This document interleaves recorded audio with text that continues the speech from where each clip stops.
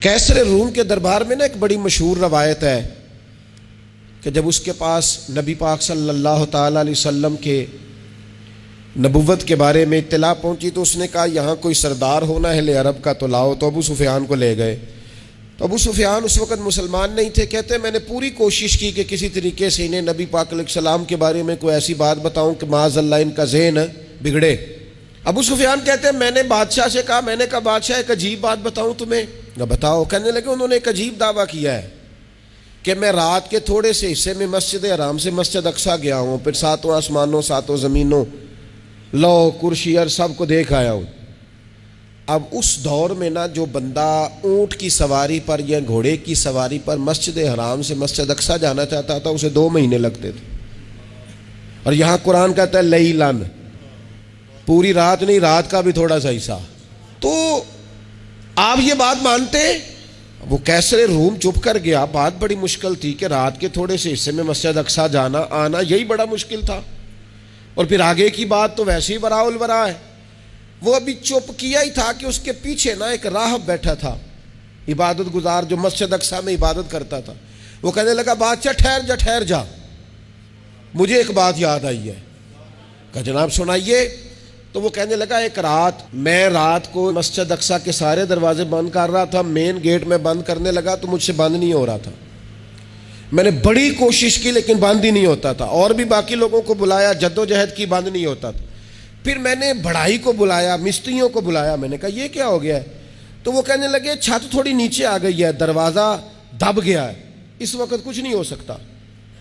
کہتے میں دروازہ کھلا چھوڑ کے چلا گیا، لیکن جب میں صبح آیا نا تو خوشبو ایسی انوکھی تھی کہ وہ نا دل اور دماغ کو معطر کرتی چلی جا رہی تھی۔ رنگ ڈھنگ نہ دو، تھوڑی دیر ہوئی ایک آیا کالیاں زلفاں والا، تھوڑی دیر ہوئی ایک آیا کالیاں زلفاں والا، ایویں 2 گھڑیاں میرے من وچ رکیا ہے۔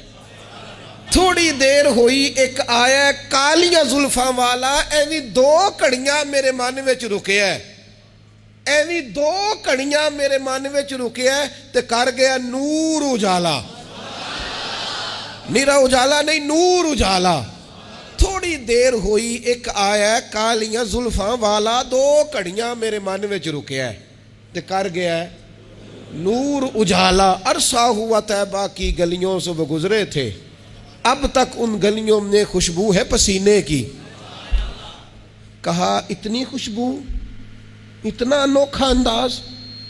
اور پھر میں نے اچانک نظر کی تو مجھے نا وہاں جانور کے بندھنے کے آثار بھی نظر آئے، اور پھر جب میں اندر گیا تو میں وہ رانائی بتا نہیں سکتا بادشاہ کیا تھی، اور حال یہ تھا کہ اب میں نے دروازہ بند کیا ہے نا تو دروازہ بھی آرام سے بند ہو گیا۔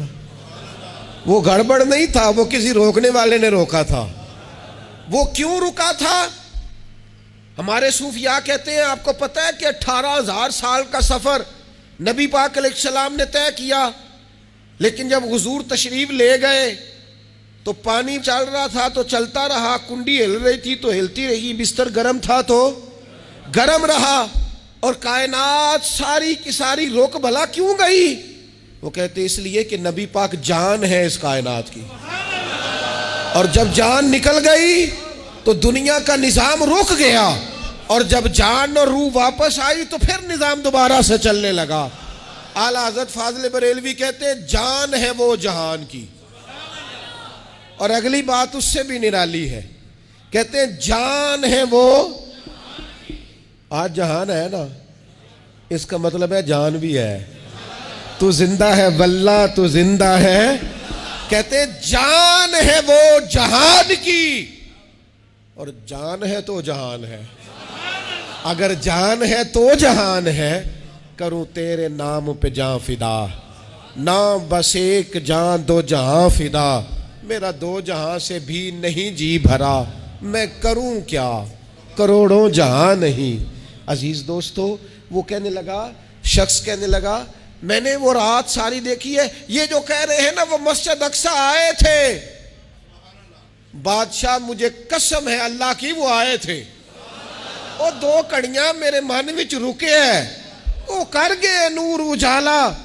ابو سفیان کہتے ہیں جس بات پر میں انہیں گڑبڑ کرنا چاہتا تھا ان کی تصدیق تو بغل سے نکل آئی۔ سبحان الذی اسریٰ بعبدہ۔